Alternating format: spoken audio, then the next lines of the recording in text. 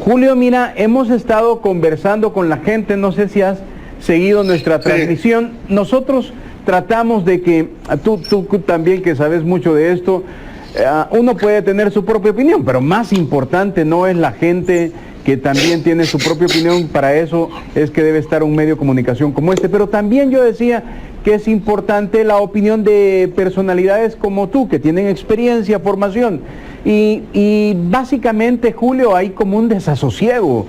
O sea, ya tenemos 342 casos. Tú, ¿qué solución se podría plantear, Julio? Fíjate que tu programa se ha caracterizado por marcar pauta en un momento determinado. Y te quiero recordar que en este programa, específicamente contigo, se planteó el régimen de excepción que tanto se había negado a darse y que todavía no se da. Sí. Creo que lo que vamos a platicar, lástima que nos queda muy poco tiempo, pero por lo menos dejarlo planteado y que se empiece a tomar ya decisión sobre el mismo. Okay. Cuando tú revisas las cifras, estás hablando de 10.645 confirmados. Cuando tenés un pico de 342, cuando fallecieron 8 personas el día de ayer, la primera interrogante que estaba escuchando a través del programa, de cómo la gente no entiende el tema de legalidades, no entiende el tema de confrontación, entiende un tema de realidad. Es decir, la gente lo vive en carne propia y tiene una óptica totalmente diferente a la que pudiéramos tener los que de alguna manera tratamos de hacer un análisis un poco más profundo, pero al final la realidad se termina imponiendo, ¿verdad? Y esta realidad y yo creo que hasta conservadores son esos números, porque si aquí se hiciera más prueba, es decir, si tuviéramos la capacidad de hacer el doble de prueba, esa cifra se te incrementaría de una manera exponencial. Julio, solo con ese ejercicio tuyo se ilustra la gente, porque si hicieran 4.000 pruebas, por decirte algo, pueden salir ya 500 casos. 500 casos, o sea, no es que el día de ayer se hayan dado, dijéramos, 300 y pico de casos, es que esa fue el porcentaje de la muestra que tomaron. La lógica te indica que si la duplicaste va a salir el doble por lo menos. Sí. Entonces, eso te indica el nivel de afectación que estamos. Y aquí es donde yo siento que hay una contradicción. Escuché a unos alcaldes, yo sé que lo respeto, las tradiciones, pero muchos alcaldes están hablando de celebrar fiestas patronales, algunos ya las celebraron. Creo que este es un llamado a la sensatez, a la cordura, Medardo. Creo que no estamos para ese tipo de situaciones. Yo creo que llegará el momento en que se va a tratar de recuperar todo esto.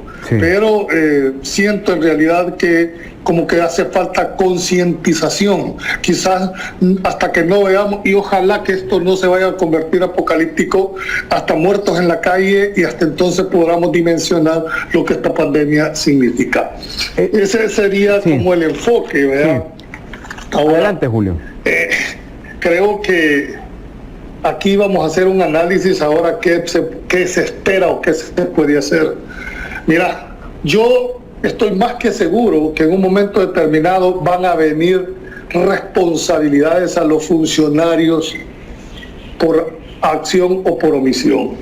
Existen figuras como el incumplimiento de deberes, me explico, y nuestra normativa penal establece que una persona puede ser, dijéramos, iniciada una investigación tanto por acción como por omisión, y eso ahí yo quisiera que le pusiese mucha atención. ¿Qué es la omisión? En realidad, desde el punto de vista penal, la omisión es la no realización de hechos que están obligados a hacerlo en razón de su investidura, ¿verdad? Esto está contemplado en los delitos contra la administración pública, ¿verdad? Entonces, aquí quiero yo entrar en una reflexión. Creo que el fiscal general y el procurador de derechos humanos tienen una gran atribución que seguir.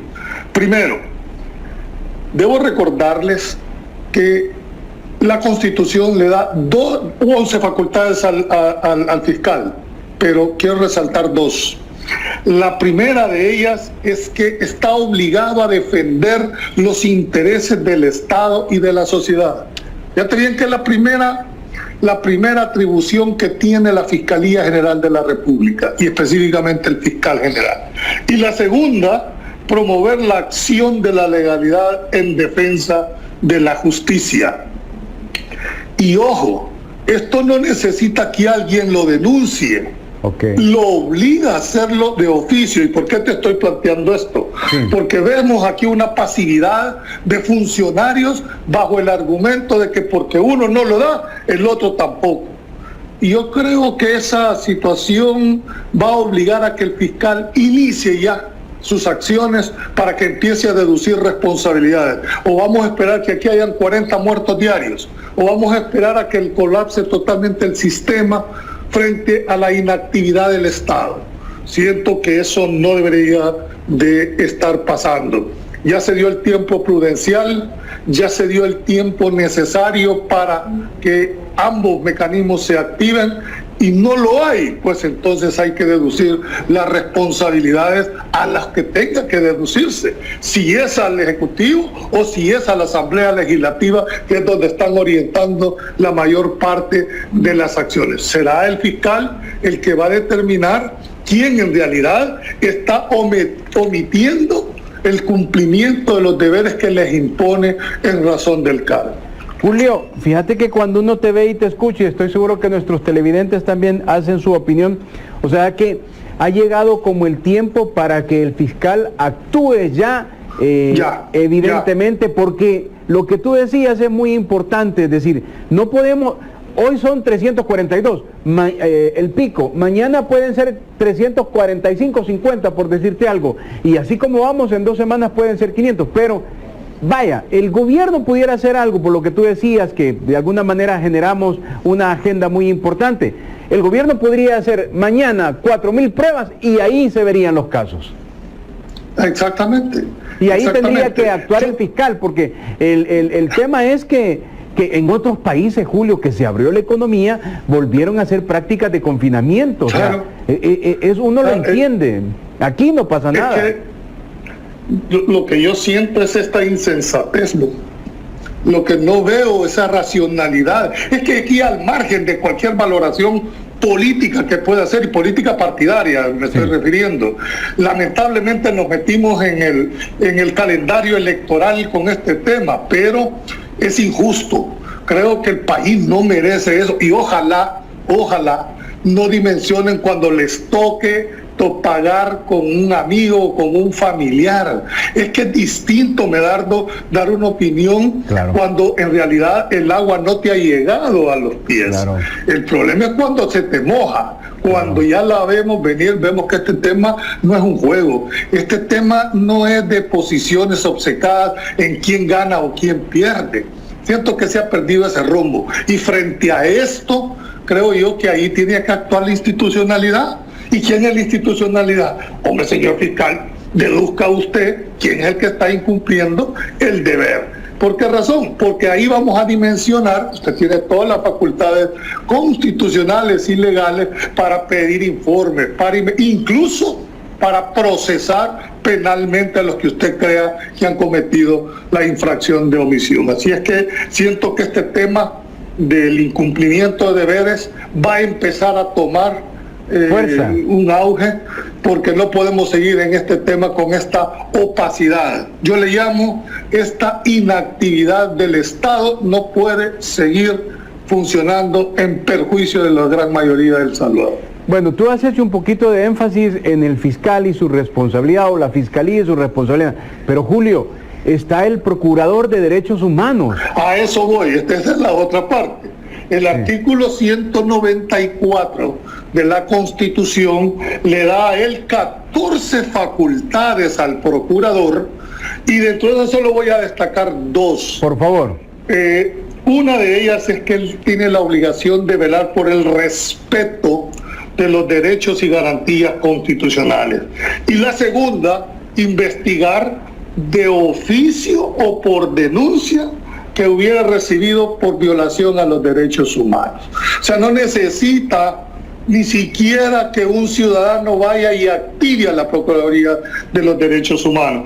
¿Qué significa actuar de oficio? Bueno, la actuación de oficio implica que no es necesario la denuncia de un particular o del afectado para que proceda la investigación, o que van a esperar ustedes que todos los muertos que están aquí o que ya se dieron no van a iniciar acciones en un momento determinado. Por supuesto que lo van a hacer, por supuesto que lo van a determinar, y el rol del procurador es un rol preventivo.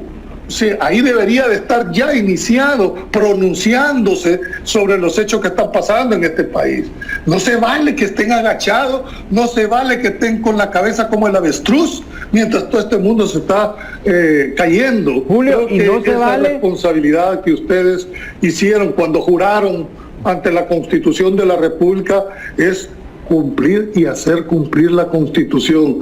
Yo honestamente no estoy hablando aquí como analista ni como abogado, estoy hablando como un simple ciudadano que ve cómo día a día cantidad de personas están falleciendo, no solo los de primera línea, los médicos, las enfermeras o el personal paramédico. Gente que de qué les sirve que los declares héroes, que les aplaudás cuando ya se fueron de este mundo. Ajá, ¿y quién va a velar por la familia de todas estas personas? Sí. ¿Quiénes van a velar por la esposa, por los hijos? Un aplauso, está bien si le quieren rendir un homenaje póstumo, porque ya ni siquiera se va a dar cuenta, ¿verdad? Pero más que eso, creo que deberíamos de pensar en que no caigan, en que no fallezcan. Por lo tanto, yo sí estoy seguro de que una vez pase esta situación, y mira qué día te lo digo, grabalo, van a venir todas las acciones penales. Y quiero terminar con esta fase. Hay un delito que se llama incumplimiento de deberes. Ojo. Y el segundo está la omisión de investigación. Cuidado con esta figura, porque puede perfectamente incoarse en contra de los que están obligados a hacerlo. Ya no podemos andar con medias tintas en este momento. Julio, y una reflexión sobre este tema que estamos tocando. Vaya, el Procurador de Derechos Humanos, es que tú lo acabas de decir, que tiene 14 competencias, 14 facultades, y ha hecho énfasis en 2. Pero es que fue electo para eso. O sea, es una cosa increíble, fue electo para eso. Digamos que él pueda tener algún tipo de compromiso político por la manera como fue electo. Pero Julio, ya en el cargo es él el que responde. A mí no me interesa su afiliación partidaria. Yo a un funcionario lo mido por sus actuaciones, lo mido por sus resultados, independientemente si están afiliados o no a un partido político. Hay gente que está afiliada a un partido político y tiene un comportamiento, digamos, decente, activo en su rol. Y hay otros que bajo el mote de independientes son más lambebotas y sumisos que cualquier otro. No, en este caso, por eso te hablo, Medardo, de incumplimiento de deberes. Oí bien esta figura que te estoy resaltando. Si ellos no cumplen lo que están obligados por mandato legal, porque su ley de creación los obliga y la Constitución, van a responder en un momento determinado por su omisión en la no investigación o en el no pronunciamiento. A eso me estoy refiriendo, y ojalá mis colegas estén viendo este programa, que sin lugar a dudas esté,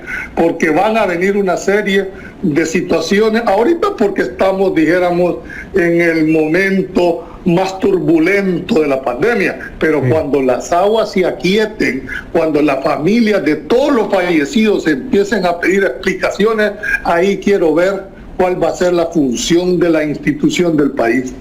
Hay una posición que es bastante cómoda de algunos, yo la he escuchado, no sé si la has escuchado tú. Bueno, que en esta circunstancia lo que hay que esperar es que la sala resuelva sobre el veto, el último veto que hizo el presidente, y que la asamblea superó este veto y que hoy está allí en el despacho de los magistrados emitir la resolución, que es el proceso de reactivación económica que había establecido los diputados, que llevaba una cuarentena limitada, pero que ese sería el marco regulatorio. Pero los mismos diputados dicen, hay que esperar que la sala le emita, como queriendo decir, ellos que se echen la papa caliente. Es horrible, Julio.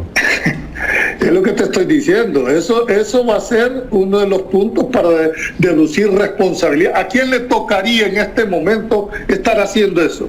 En mi criterio, creo que la institucionalidad obliga al fiscal a que empiece a deducir de quién es la responsabilidad. Ahora, lo que tú planteas, ese es el problema eterno en este país.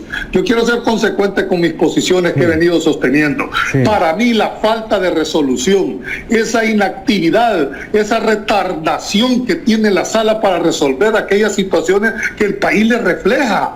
Nosotros no hemos dicho siempre, pues, definan, hombre, es que si ustedes definen esta situación en manera express, como en otras sentencias, aquí en menos de 24 horas han habido resoluciones, Menardo. Sí. ¿Por qué tenés que esperar a seguir falleciendo más gente sin tener que tomar decisiones? Yo entiendo, porque tampoco no puedo dejar en el análisis, sí. Yo entiendo la problemática que tiene la sala de lo constitucional, pero esa es la función que le da. Cuando uno acepta un cargo, acepta las consecuencias de sus decisiones. Y yo creo que lo más sano para este país en este momento, frente a este choque permanente que hay, es que defina, por lo menos con ese decreto legislativo, no es lo que se esperaría, pero por lo menos tendría un instrumento el Ejecutivo para poder hacer mano y poder normar de alguna manera esas actividades. Sobre todo, creo que en el caso de los regímenes de excepción, tienen que estar muy fundamentados. Así es que esto es más una reflexión, que el peor daño que le hacen al país es la falta de la no decisión. O sea, ¿de qué sirve que vengas a resolver cuando ya esta situación ya haya pasado? Me parece que no es lo justo ni lo más conveniente. Creo que, y debo terminar con esto, la pronta y eficaz cumplida justicia no se mide porque yo lo diga del diente al labio, se mide por las acciones y por las decisiones que deberían de estar tomando en este momento. Julio, me queda un minuto, 2 minutos digamos. Hay 2 temas, vaya, que lo planteamos en nuestro programa, tú lo planteaste hace 21 días, ¿no? El régimen de excepción, el Ejecutivo mandó el anteproyecto de ley de régimen de excepción a la Asamblea con cuarentena estricta. La cuarentena, o mejor dicho, la Asamblea ahorita no se ha pronunciado. ¿Y qué esperas tú de los diputados? La posición del presidente ayer de la Asamblea ha sido muy criticada porque él estaba cerrado de que no. Es complicado para cerrar y reflexionar, Julio.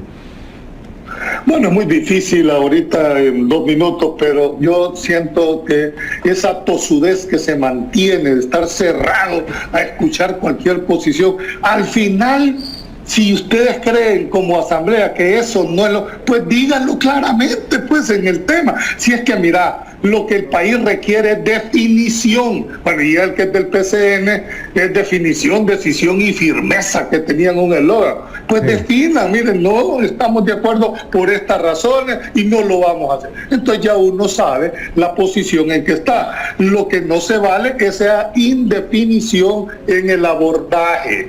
Yo no le estoy dando la razón ni a uno ni a otro, estoy diciendo que uno tiene que ser contundente. Si yo fuera magistrado o si yo fuera diputado, pues dijera claramente cuál es mi posición, aunque no la comparta, me explico, pero no se vale tener la acción de avestruz, ¿verdad? Eso no se vale, y ahí empatarlo con lo que te digo, sí. Que en un momento determinado va a haber deducción de responsabilidades por el incumplimiento de los deberes que están obligados. Ok.